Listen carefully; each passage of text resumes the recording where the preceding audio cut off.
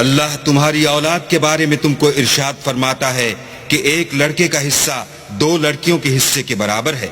اور اگر اولاد میت صرف لڑکیاں ہی ہوں یعنی 2 یا 2 سے زیادہ تو کل ترکے میں ان کا 2/3، اور اگر صرف ایک لڑکی ہو تو اس کا حصہ نصف، اور میت کے ماں باپ کا یعنی دونوں میں سے ہر ایک کا ترکے میں 6واں حصہ، بشرطے کہ میت کے اولاد ہو، اور اگر اولاد نہ ہو اور صرف ماں باپ ہی اس کے وارث ہوں تو 1/3 ماں کا حصہ، اور اگر میت کے بھائی بھی ہوں تو ماں کا 6واں حصہ۔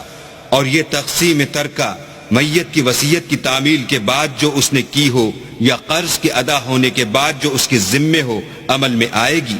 تم کو معلوم نہیں کہ تمہارے باپ دادوں اور بیٹوں پوتوں میں سے فائدے کے لحاظ سے کون تم سے زیادہ قریب ہے؟ یہ حصے اللہ کے مقرر کیے ہوئے ہیں، اور اللہ سب کچھ جاننے والا اور حکمت والا ہے۔ اور جو مال تمہاری عورتیں چھوڑ مریں، اگر ان کی اولاد نہ ہو تو اس میں نصف حصہ تمہارا، اور اگر اولاد ہو تو ترکے میں تمہارا حصہ 1/4۔ لیکن یہ تقسیم وصیت کی تعمیل کے بعد جو انہوں نے کی ہو یا قرض کے ادا ہونے کے بعد جو ان کے ذمے ہو کی جائے گی۔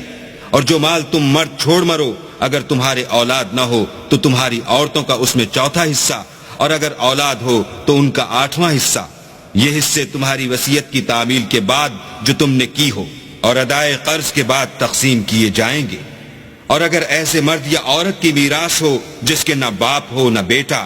مگر اس کے بھائی یا بہن ہو تو ان میں سے ہر ایک کا 6واں حصہ، اور اگر ایک سے زیادہ ہوں تو سب 1/3 میں شریک ہوں گے۔ یہ حصے بھی بعد ادائے وصیت و قرض بشرطے کہ ان سے میت نے کسی کا نقصان نہ کیا ہو تقسیم کیے جائیں گے۔ یہ اللہ کا فرمان ہے، اور اللہ